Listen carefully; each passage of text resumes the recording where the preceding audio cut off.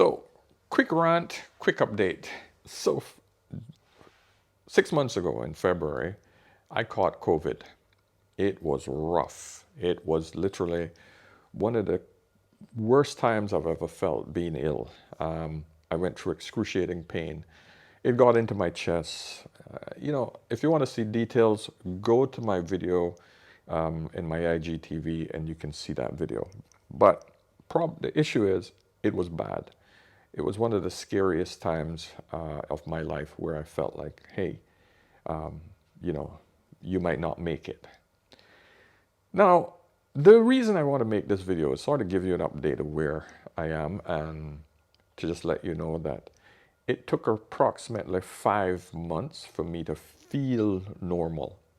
And the reason I put that in quotes is I don't know if I still have long-term effects because I can't identify the feelings.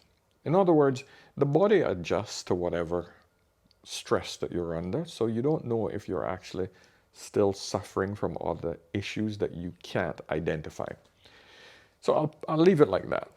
But the reason for this video is because I have identified that there are serious issues with our society moving on, meaning opening up fully and being able to function.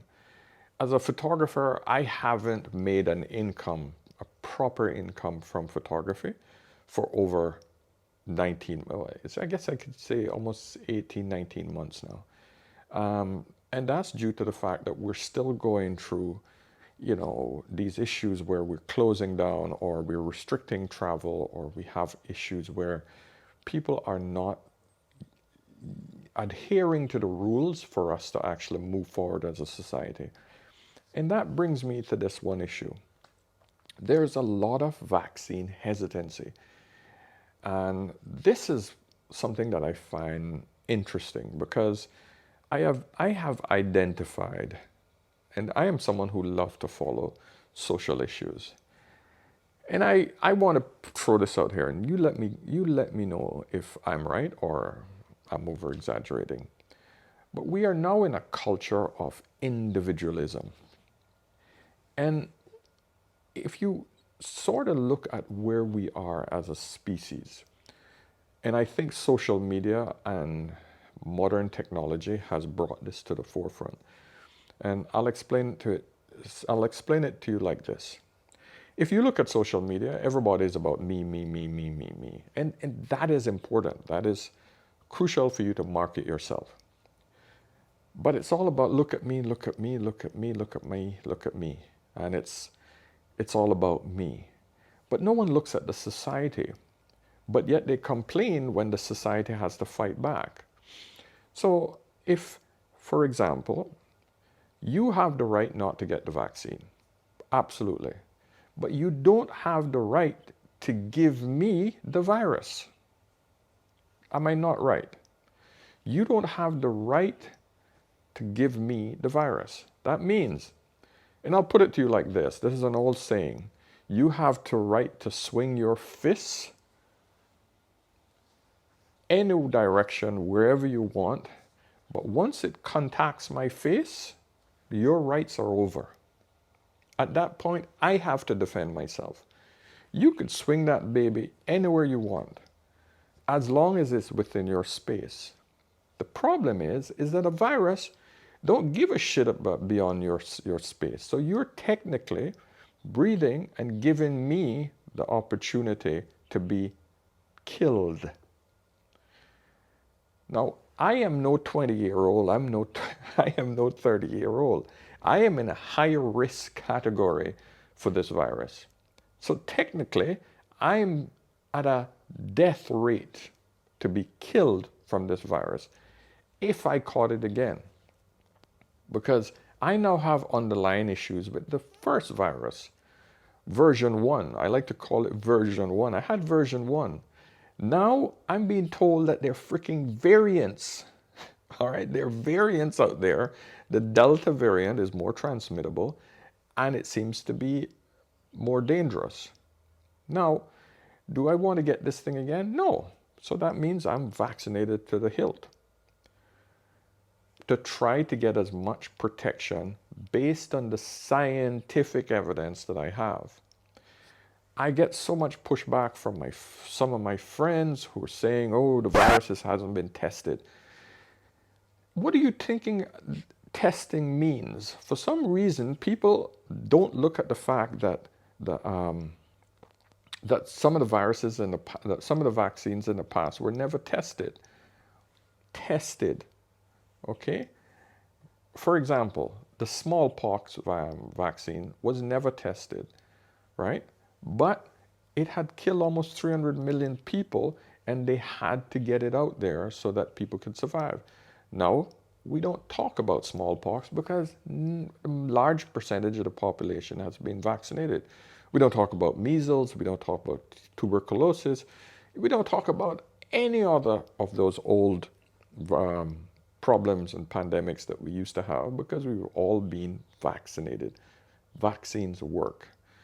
And so now we're in this modern age where we can actually map the human genome, the human DNA. These are technological advances that all of these people who don't understand medicine are saying, oh, it hasn't been tested on human trials. We can do most of this work in the lab because we know exactly how the human body works. So this idea that we're hesitant falls flat on its face based on the fact that we're now much more technological and medically advanced, and we can do testing that no testing is 100%. We all know this.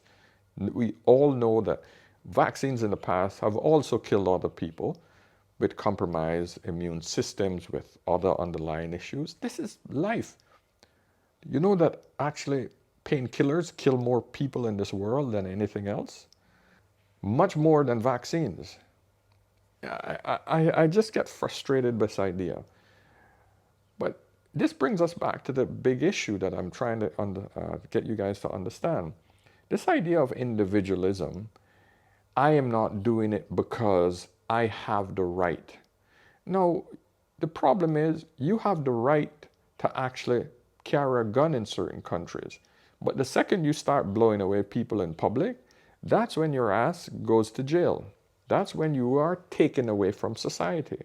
You have the right to swing your fist. The second it hits me, I have the right to defend myself. Understand that. Now, I just came back from a vacation in Greece. Had to get 2 PCRs before I left this country. I had to show that I was vaccinated. And once I was in Greece, I had to produce all of this paperwork with my entire family, who are all vaccinated. My 12-year-old and my 14-year-old, all vaccinated. We had the liberty to travel freely and enjoy a quick, inexpensive vacation. But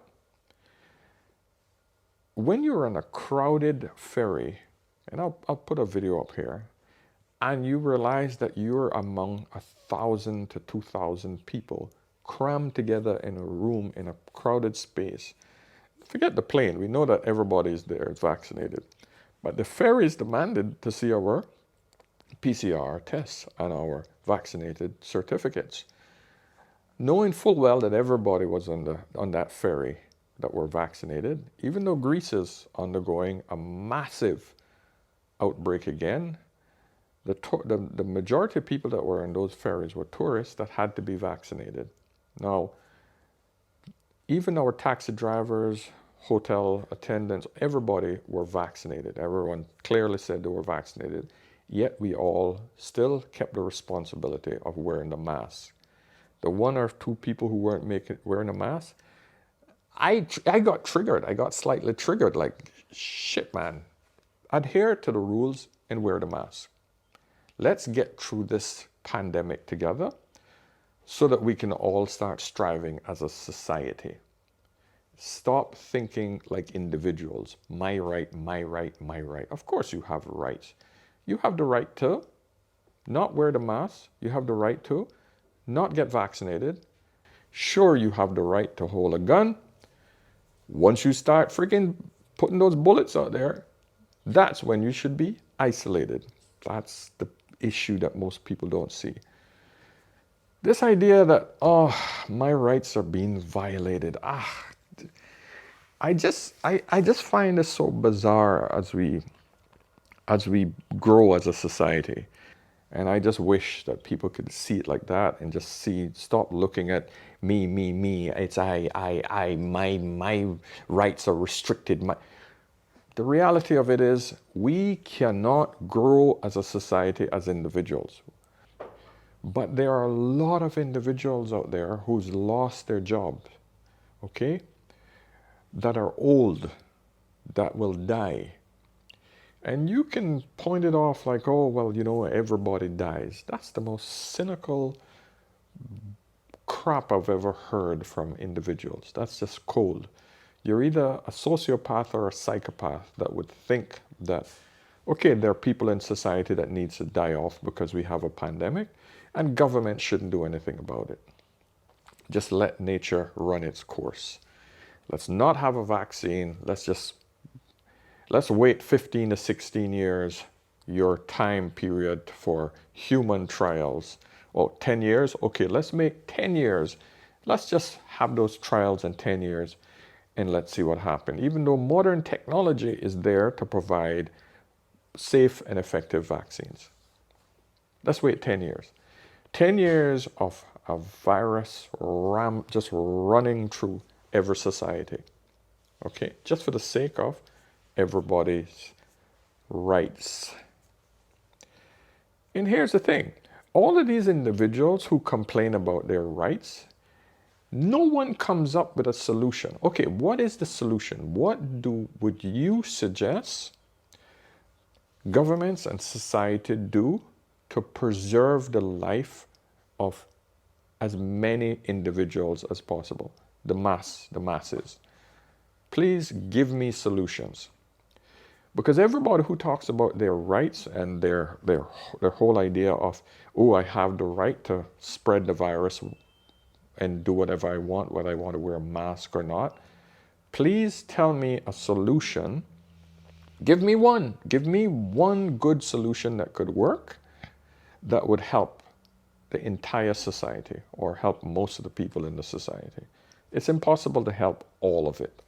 Government's job is to provide good safety and human rights to all individuals, regardless of age, gender, okay, socioeconomic background. That is their job. That's why we elect our members. That's why people are in power, are in charge. If they can't provide that simple task, then they shouldn't be in office. But all of you who are crying about, oh, I don't want to take the vaccine and it's my right, please give me a solution. Stop complaining about your rights. Sure, you can walk around with a bomb, but please tell me, how does that protect the rest of society? If you can't come up with a solution, you have the right to shut up, do what the rest of the society is doing to protect itself, so that we can all move ahead. Because there are a lot of people suffering, not only health-wise, but financially as well, that needs this vaccine. And this is all the problem that we have with climate change. No country wants to make the sacrifice of reducing emissions. No country wants to, and no individual wants to totally get rid of plastic. If we all just decided today, we're not using plastic, give me my stuff in a paper bag or give me my stuff in my hand that I'll take it to my car, I can guarantee you all of these plastic companies would go out of business and we would stop the plastic problem. I can guarantee you if we start moving back into sacrifices, the emissions would shut down. I'm not saying going back to the donkey in the cart. I'm saying we need to actually look at taking public transport rather than taking your car, arrive 10, 15 minutes later as opposed to, burning fuels. Listen, I digress, but I think you get exactly what I'm talking about. Here's the thing. Here's a test. If you don't know who your neighbors are, you're probably a little bit too individualistic. This is the issue. I'm just giving you a small taste of what I'm talking about, individualism. It's all about me. I can survive on my own. I got Uber. I got Deliveroo. I got all of these services that are part of modern technology that do not require me to actually see other and interact with other people. Problem with that is you're ignoring the fact that there are other people behind the scenes making your life very comfortable. And you got to protect those people because those people are part of the society. My friends, thanks for listening to my rant. Let me know what you think because I just get so frustrated when I keep seeing these issues with the me, my right, my this. But as a society, we're all still suffering because no businesses can open up, nothing can survive, and we're in a really, really horrible situation. One thing else I want to add quickly. The only people I hear complaining about COVID isn't that bad are the people who never had it that severely, right? Those are the lucky ones, right? And the ones who are dead. In other words, they're the ones that can't say shit. Okay, those are the only two that says, COVID isn't that bad. The issue with people who've actually had COVID and not had bad issues is that they cannot identify with people who are going through the problems with it. Listen, man, even when I tell other individuals about how excruciating it was for me, my wife goes, it wasn't that bad. Why do you keep telling people that it's that bad? Because my wife was isolated away from me. In the middle of the night when I had problems breathing, and I had to get up to try to solve the problem myself, what do? Do I go, honey, I can't, I'm having problems. What, she gonna rush down and help me? No! She has childhood, from the time she was a child, she's had bronchitis, right? She's had, is it bronchitis? One of these breathing issues. There is no way I would call her and put her in danger because I'm suffering. That does not comprehend with me and my problems. So, both of us are sick with 2 kids? No. So I refuse to even utter any words to her to make her feel that she's obligated to come and help me. Problem is she was isolated from my pain, so she didn't see my pain and suffering. She only saw afterwards or heard my stories afterwards. But telling someone that you're in pain versus someone seeing you in pain is completely different, okay? Don't care how hard you try to tell someone how much you're in pain. When they see somebody suffering, that is when they get triggered and understand, wow, this person is in trouble. Okay, but I would never call my wife to come down.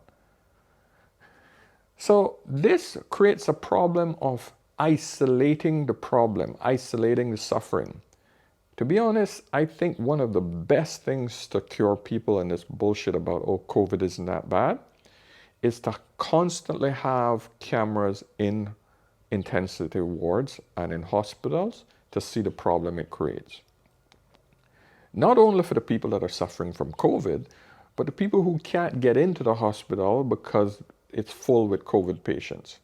That's what I would love to be able to see. The realities of it.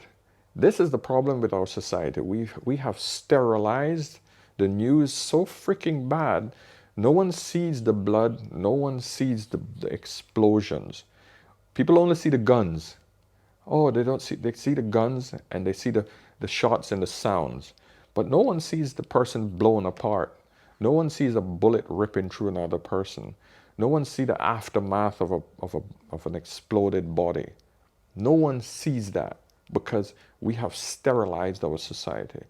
We need to get cameras in hospitals where people are having serious problem breathing and showing people taking their last breath That's what we need to show to see the realities of what this world is going through. Okay? This is the issue. Sterilization is a serious problem that makes us all live in this bubble. Oh, it's not so bad. Oh, it's not this. It's not that. It's okay. You'll survive. Tell that to the people that are dead. And this is the problem. We lack empathy for others suffering. It's not happening to me, so it's not that bad. What about the people who are still suffering from the underlying problems, who had to go on respirators, who have massive long-term lung damage? Those people are the ones that saying, holy crap.